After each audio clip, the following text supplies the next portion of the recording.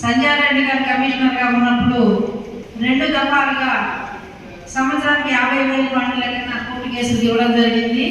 మళ్ళీ ఆ తర్వాత ఆపేశారు. రీసెంట్గా పోయిన డిసెంబర్లో ఇచ్చిన రిప్రజెంటేషన్లో కూడా అది మినిస్టర్ గారికి ఇచ్చిన, సెక్రటరీ గారికి ఇచ్చిన, కమిషనర్ గారికి ఇచ్చిన దాంట్లో ఫస్ట్ కోర్టు కేసులకి బడ్జెట్, స్టేషనరీ, పేపరు, పెన్ను, సిస్టంలో వాడేది కూడా లేని పరిస్థితి, సిస్టంలో లేని పరిస్థితి. ఆ విషయం పాయింట్ కోసం మినిస్టర్ గారికి చెప్తే మినిస్టర్ గారు ఏమైనా ఇమీడియట్గా సాల్వ్ చేస్తే నేను చేస్తానమ్మా, విజయరాజు గారు కదా మీ కమిషనర్ గారు, నేను పంపిస్తాను చూస్తానన్నారు. అది అక్కడే ఆగిపోయింది.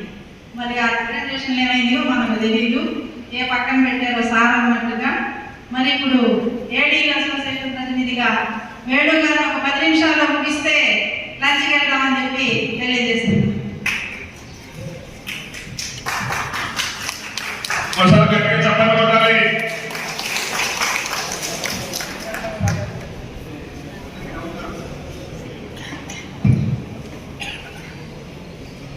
ఈనాటి సమావేశానికి విచ్చేసిన మిత్రులందరికీ, అలానే వేదిక మీద ఉన్న మిత్రులందరికీ కూడా నమస్కారం.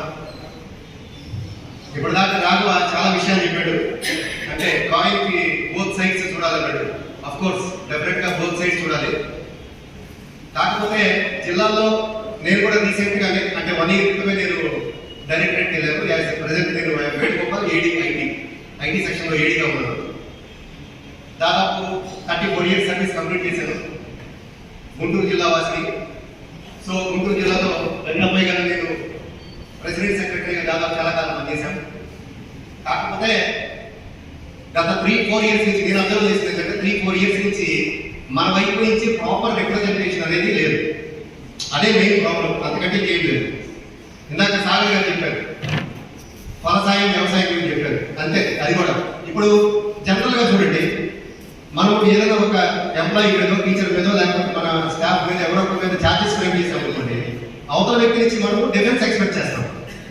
డిఫెన్స్ లేనప్పుడు మనం ఏం చేస్తాం, దాంట్లో ఒక పదం రాస్తాం మనం, we will take necessary action as per the records available in the office అన్నాం. అంటే మీ వైపు నుంచి రిప్రజెంటేషన్ లేకపోతే మా దగ్గర ఏ రికార్డ్ అయితే ఉందో దాన్ని బేస్ చేసుకొని మేము ఫర్దర్ యాక్షన్ తీసుకుంటామని చెప్తాం. ఇక్కడ ఏమవుతుందంటే టీచర్స్ వైపు నుంచి ప్రాపర్ రిప్రజెంటేషన్ ఉంటుంది ప్రతి దానికి కూడా. నేను డైరెక్టరేట్ లో అబ్జర్వ్ చేస్తూనే ఉన్నాను. ప్రతి 1 వీక్ 10 డేస్ ఒకసారి టీచర్స్ తో మీటింగ్ పెట్టి వాళ్ళ సమస్యలని పరిష్కారం చేస్తారు. బట్ మన దగ్గరికి వచ్చేసరికి ఆ ప్రాపర్ రిప్రజెంటేషన్ అనేది మిస్ అవుతుంది. మన ఏడీల గురించి కానీ, మన టీచింగ్, మన ఇప్పుడు సూపరింటెండెంట్ గా మేమయ్యామంటే ఆకాశం నుంచే కూడి పడలేదు. మేము కూడా సీనియర్ అసిస్టెంట్ సూపరింటెండెంట్ మళ్ళీ క్రాస్ చేసుకొని వచ్చామండి. సో ఇక్కడ ఏమవుతుందంటే ప్రాపర్ గా మన వైపు నుంచి ఆ రిప్రజెంటేషన్ మిస్ అవ్వడం వల్ల ఈ ప్రాబ్లమ్స్ అన్ని అనేది ఉంటాయి. సో నేను ఈ రోజు ఏమనుకుంటానంటే, అట్లీస్ట్ ఈ రోజు మనం అందరం ఇక్కడ సమావేశమయ్యాం. ఏంటంటే మన స్ట్రెంత్ తక్కువ కంపేర్ టు ఒక చిన్న ఇందాక చాలా విషయాలు చెప్పారు. స్కానర్స్ లేవు, అవి లేవు అని చెప్పారు. ఒక రకంగా చెప్పాలంటే అవన్నీ చాలా చిన్న విషయస్ అండి. అవి మనం చాలా కాలం నుంచి ఫేస్ చేస్తున్నాము. అవి పెట్టుకోగలం, చేసుకోగలం, అవి ప్రాబ్లం లేదు. ఈవెన్ ఇప్పుడు చెప్తున్నారు, మేడం గారు కూడా రిప్రజెంటేషన్ ఇచ్చారంటున్నారు. మీరు కనుక రిప్రజెంట్ చేస్తే, నేను కూడా ఐటీ సెక్షన్ లో ఉన్నాను, మీరు ఏదైనా మన జిల్లా నుంచి వస్తే దానికి ప్రాపర్ గా దాన్ని కమిషనర్ గారి దృష్టికి తీసుకెళ్లి డెఫినెట్ గా వాటిని శాంక్షన్ చేసే అందులో. ఎందుకంటే మీ అందరూ తెలుసు, ఐటీ సెక్షన్ లో ఉన్న ఏడీకి కమిషనర్ గారి దగ్గర కొంచెం ఎక్కువ ఉంటుంది. మిగతా వాళ్ళందరికంటే కూడా సార్ దగ్గర మీటింగ్స్ పెట్టడానికి కానీ దేనికి కానీ. సో డెఫినెట్ గా సార్ దృష్టికి తీసుకెళ్ళి సార్ కూడా మనం అయ్యేటట్టు చూద్దాం. అవి చిన్న విషయాలు. మేజర్ గా మనం చూడాల్సింది ఏంటంటే సర్వీస్ రిలేటెడ్ విషయంలో మనం ఎక్కడ దెబ్బతింటున్నాం అనేది చాలా ఇంపార్టెంట్ విషయం. ఈ రోజు ఇక్కడ మనం ఒక స్టేట్ బాడీని, మనం ఏంటంటే ఇంతకుముందు సూపరింటెండెంట్ మినిస్ట్రియల్ స్టాఫ్ అని ఏడీస్ అని అట్లా విడివిడిగా ఉన్నాం. మనం ఒక సర్వీస్ అసోసియేషన్ గా ఫామ్ అయ్యాం కాబట్టి అటెండర్ దగ్గర నుంచి మనము వైఎస్ దగ్గర నుంచి కూడా ఏడీస్ దాకా ఒక అసోసియేషన్ లాగా ఫామ్ అయ్యి ఇప్పుడు మనం కనుక ఒక స్టేట్ బాడీని ఎన్నుకుంటే సో దట్ ప్రాపర్ రిప్రజెంటేషన్ అనేది ఇక్కడ నుంచి ఉంటుందని నేను ఎక్స్పెక్ట్ చేస్తున్నాను. ఇక చిన్న విషయాలు మీకు తెలుసు. యాక్చువల్గా ఇందాక తను చెప్పాడు, నేను అంటే ఒకప్పుడు, ఇప్పుడు కాదు, నేను ఒక 1 ఇయర్ క్రితం ఏపీసీగా కృష్ణా జిల్లాలో నేను అప్లికేషన్ పెట్టాను. నన్ను ఇంటర్వ్యూ కూడా చేశాను, నన్ను సెలెక్ట్ చేశారు. చివరి నిమిషంలో ఎవరో పొలిటికల్ గా ఎవరో వచ్చారు, నన్ను పక్కన పెట్టేశారు.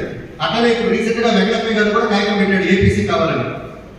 అఫ్ కోర్స్ అందరూ పెట్టలేదు, ఒక 2-3 మాత్రమే పెట్టారు.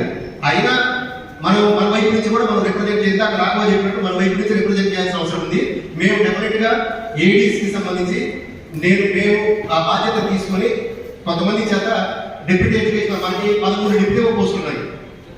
ఎందుకంటే కంపల్సరీగా డిఓ కావాలి అంటే డిప్యూటీ ఎడ్యుకేషన్ ఆఫీసర్ 1 ఇయర్ చేయాలి అని చెప్పేసి మనం ఏం చేశారంటే జిల్లా పరిషత్లో ఉన్న పాత పిఈఓ పోస్టులు అన్ని కూడా డిప్యూటీఓగా కన్వర్ట్ చేశారు కాబట్టి అవి మనకి ఇచ్చారు. అంటే ఏడీస్ దోస్ ఫర్ హ్యావింగ్ బిఎడ్ వాళ్ళందరూ కూడా ఈ 13 జిల్లాల్లో ఒక 1 ఇయర్ 2 ఇయర్స్ పనిచేసి ఆ ఎక్స్పీరియన్స్ తర్వాత వాళ్ళు డిఓ అవడానికి స్కోప్ ఉంటుంది. మేమందరం డిప్యూటీ ఎడ్యుకేషన్ ఆఫీసర్గా పనిచేసాం.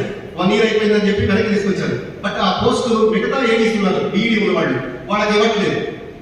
అంటే రాఘవయ్య అంటే రిప్రజెంటేషన్ చేయట్లేదు అంటున్నాడు కానీ అవి మన పోస్ట్ అయినప్పుడు మనకే ఇవ్వాలి. యాక్చువల్గా దానికి ప్రత్యేకంగా నేను చేస్తానండి అని చెప్పాల్సిన అవసరమే లేదు. అఫ్ కోర్స్ అయినా దానికి కూడా రిప్రజెంటేషన్ ఇవ్వడానికి మా ఏడీసీకి సంబంధించి నేను పర్సనల్ గా తీసుకుని అందరితో మాట్లాడతాను. డెఫినెట్ గా మేము కూడా అదే చెప్పాము. ఎవరైతే ఏడీలు ఇంతవరకు బీఈడీ ఉండి డిప్యూటీఓ చేయలేదు వాళ్ళందరూ కూడా కాగితం పెట్టండి అని చెప్పేసి వాళ్ళకి చెప్పడం జరిగింది. మేము వాళ్ళని మోటివేట్ చేస్తాము. అలాగే మనకి ఆ 13 పోస్టులు పోయినాయి. మీరు మెయిన్ అర్థం చేసుకోవాల్సింది ఏంటంటే అంటే నేను ఆఫీస్లో కూడా కొంచెం నవ్వుతూ అంటున్నాను మా పర్యవేక్షకులందరినీ. అయినా మీరు పర్యవేక్షకులు కాదు శాశ్వత పర్యవేక్షకులు అని చెప్పి బోర్డు పెట్టుకోండి. ఇంకా తర్వాత ప్రమోషన్స్ ఏం రావు మీకు. ఎందుకంటే మనకు ఉన్న 13 డిప్యూటీఓ పోస్టులు పోయి డీసీ పోస్టులో చేసే ఎవరైతే మనకి ఏడీ ఉన్నారో వాళ్ళందరూ కూడా వెనక్కి తీసుకొచ్చేసారు. ఆ తర్వాత ఏపీసీ పోస్టులకు సంబంధించి అందరూ మీరు చూస్తున్నారు డిప్యూటీ కలెక్టర్స్ మాత్రమే తీసుకుంటున్నారు. బాహాటంగా మేడం చెప్పినట్టు బాహాటంగా మనల్ని రకరకాలుగా అంటూ మీరందరూ అంటే జూనియర్ అసిస్టెంట్ దగ్గర నుంచి మీరు డిఓ అవుతారా అంటున్నారు. జూనియర్ అసిస్టెంట్ దగ్గర నుంచి డిఓ అవుతారు అంటే అది ప్రాసెస్ లో డిఓ అవుతారు. అంటే దాన్ని ఎగిరి గంతేసి డిఓ అవుతారు కదా. 34 years 35 years సర్వీస్ చేసిన తర్వాత డిఓ క్యాబినెట్ రావాలని అర్హత సంపాదించాము. ఓటు ఆకాశంలో రాలేదు. మీరందరూ ఇక్కడ ఉన్నారు ఎక్స్ప్రెస్ కదా. మేమేం చెప్పామంటే అంటే మీకు చెప్తున్నాను నేను ఇంకా డైరెక్ట్ రిక్రూట్మెంట్ గ్రూప్ 2 లో నేను సీనియర్ స్టెనోగ్రాఫర్ గా జాయిన్ అయ్యాను కాబట్టి కనీసం ఏడీగా రాగలిగా. లేకపోతే నేను సూపరింటెండెంట్ గా ఉండేవాడిని ఇప్పటికి కూడా. మఫ్సిల్స్ లో అంటే మనం జనరల్ ఏమనుకుంటామంటే సిఎస్సి ఆఫీసర్ అంటే ఒక సెపరేట్ యూనిట్ అండి. మీ అందరూ తెలుస్తుంది. ఆ సెపరేట్ యూనిట్ వల్ల అక్కడ తొందరగా ప్రమోషన్స్ వస్తాయి. అప్ టు సూపరింటెండెంట్ దాకే. ఆ తర్వాత రావు ఇంకా. ఎందుకంటే అక్కడ నుంచి కామన్ కేటగిరీ ఏడీస్ అనేది. జిల్లాలో కొంచెం ఏంటంటే జూనియర్ అసిస్టెంట్ సీనియర్ అసిస్టెంట్ కేటర్లో 12 సంవత్సరాలు 10 సంవత్సరాలు అట్లా పనిచేయాల్సి వస్తుంది. ఇప్పుడు అది కూడా తగ్గిపోయింది. కానీ అల్టిమేట్ గా మీకు ప్రాబ్లం ఏమి వస్తుందంటే అందరూ సూపరింటెండెంట్స్ అవుతారు. అక్కడి నుంచి ఏడీస్ అవ్వలేరు. అక్కడి నుంచి డిఓస్ అంతకంటే అవ్వలేరు. మనలో కూడా మన డైరెక్టరేట్ లో కూడా కొంత మార్పు రావాల్సి ఉంది. వాటికి కూడా మేము కృషి చేస్తాం. డెఫినెట్ గా దగ్గర నుంచి చూస్తున్నాం. ఎందుకంటే మీకు రీసెంట్ గా ఒక చిన్న విషయం చెప్పాలి. సీనియర్ లెక్చరర్స్ వాళ్ళకి జస్ట్ 2 years కూడా కంప్లీట్ కాలేదండి. రేపు February 24th కి వాళ్ళు 2 years కంప్లీట్ చేసుకుంటారు. వాళ్ళు 2 years కూడా కంప్లీట్ చేసుకోలేదు. అప్పుడే వాళ్ళు సీనియర్ లిస్ట్ 5 years చేసి రెడీగా పెట్టారు ప్రమోషన్ కి. బట్ ఏడీస్ గా నేను 7 years నుంచి పనిచేస్తున్నాను. ఇక్కడ మా మిత్రులు ఇక్కడ 6 years నుంచి 5 years నుంచి పనిచేసిన వాళ్ళు ఉన్నారు. మరి వాళ్ళందరూ మేమందరూ కూడా ఎప్పుడో క్వాలిఫై ఉన్నాం. నెక్స్ట్ ప్రమోషన్ ఫస్ట్ కి మన సీనియర్ లిస్ట్ 5 years చేయలేదు. ఎవరు చేయలేదు? మన బ్రదర్స్ అండ్ సిస్టర్స్ ఎక్కడ ఉన్నారు? ఎక్కడో ఉంటారు అంతే. సో ఇది మార్పు రావాలి ఫస్ట్. అది కమిషనరేట్ అయినా మఫ్సిల్ అయినా ఏడీస్ అయినా ఎలా వన్ అనే ఒక తత్వం మనలో వస్తే ఇప్పుడు డెఫినెట్ గా మార్పు వస్తుంది. ఇప్పుడు డిపార్ట్మెంట్ లో మన కమిషనర్ గారికి కానీ సెక్రటరీ గారికి ఎంత మంచి పేరు వచ్చిందంటే కేవలం మన వల్లే వచ్చింది. ఎవరి మీద వచ్చిందంటే రాత్రి మోడలో కూర్చొని డిఎస్సి చేసి టెట్ కండక్ట్ చేసి ట్రాన్స్ఫర్స్ ప్రమోషన్స్ చేసి అలా చేసినందుకు మాత్రమే గవర్నమెంట్ ఆ ఎడ్జ్ వచ్చింది. లేకపోతే ఎక్కడి నుంచి వచ్చింది? మన కాకపోతే టీచర్ వచ్చిందే సార్. ఈ ప్రమోషన్స్ ట్రాన్స్ఫర్స్ ఇవన్నీ టీచర్లు ఎవరు చేయలేదండి. మనమే కష్టపడి చేసాం. కానీ మనం ప్రొజెక్ట్ చేసుకోలేకపోతున్నాం. ఎందుకంటే మనకి ప్రాపర్ రిప్రజెంటేషన్ లేదు. దయచేసి నేను అనేది ఏంటంటే ఈరోజు ఒక మంచి మీరు కూడా మనం తెలుసుకోవాల్సింది ఏంటంటే కొంచెం రెస్పాన్సిబుల్ గా మనందరం ఫీల్ అవ్వాలి. ఏదైనా ఒక పిలిపిస్తే దానికి ముందుకు రావాలి. స్వాములన్న ఉన్నారు. నాకు స్వాములన్న దాదాపు 30 years నుంచి తెలుసు. మరి తను రిటైర్ అయ్యి కూడా ఒక సంఘం కోసం సంఘం బాగుండాలి, ఇది దీనికి మంచి మనం ఏ డిపార్ట్మెంట్ అయితే వర్క్ చేసామో ఆ డిపార్ట్మెంట్ బాగుండాలి అనే ఉద్దేశంతో తను కష్టపడి అన్ని జిల్లాలు తిరిగి మేడం ఒక లేడీ అయినా కూడా అట్లా ఆమె చూస్తే నాకు చాలా ఇన్స్పిరేషన్. మరి ఒక మీ ఇందాక మేడం చెప్పినట్టు ఏంటంటే మనకంటే కూడా లేడీస్కి చాలా రెస్పాన్సిబిలిటీస్ ఉంటాయి. ఇంట్లో అన్ని వర్కులు చూసుకోవాలి, ఆఫీస్ చూసుకోవాలి, అన్ని చూసుకోవాలి. అట్లా ఉండి కూడా ఆమె అన్ని జిల్లాలు తిరిగి తను చేయగలుగుతున్నారు. సో మీరందరికీ నా రిక్వెస్ట్ ఏంటంటే ఒక మంచి బాడీని ఎన్నుకొని ఇక్కడి నుంచి ప్రాపర్గా రిప్రజెంట్ చేద్దాం. నేను డైరెక్టరేట్ లో చేసే ఒక వ్యక్తి వాటిని మేము అందరం ఉన్నాం, వాటిని ప్రాపర్గా పరిశీలి చేస్తాం, డెఫినెట్గా పరిశీలి చేస్తాం. థ్యాంక్ యూ వెరీ మచ్ అండి. ఇంకా చాలా మంది మాట్లాడుతున్నారు కాబట్టి thank you so much for giving me this opportunity. Thank you madam. ఇంకొక చిన్న విషయం చెప్తాను. జస్ట్ మనకేంటంటే అంటే ప్రాపర్ రిప్రజెంటేషన్ మన దగ్గర ఒక చిన్న పాయింట్ వచ్చింది. ఇప్పుడు లాస్ట్ టైం మన వాళ్ళకి ఎంతకి గుర్తుంటుంది, దాదాపు 12 మందికి ఏడీసీ డైరెక్ట్ డిఓ ప్రమోషన్ ఇచ్చారు. దాని మీద టీచర్ సంఘాల వాళ్ళు ఆల్రెడీ కోర్టు కేసు వేశారు.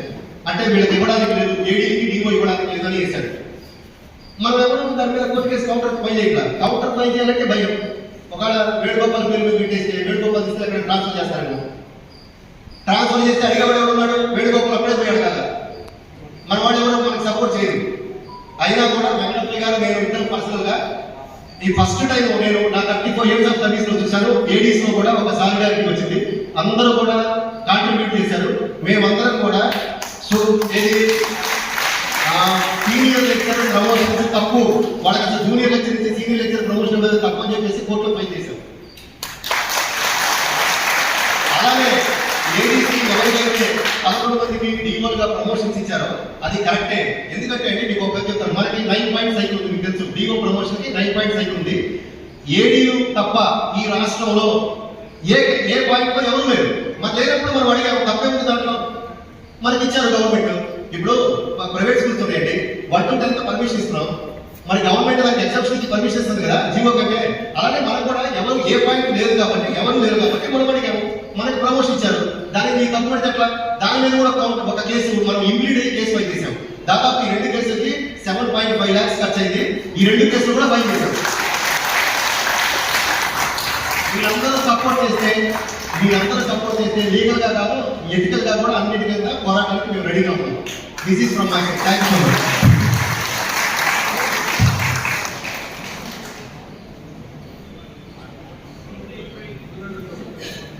So much. భోజనం అయిపోయిన తర్వాత లంచ్ చేసి మనందరూ కూడా ఎవరు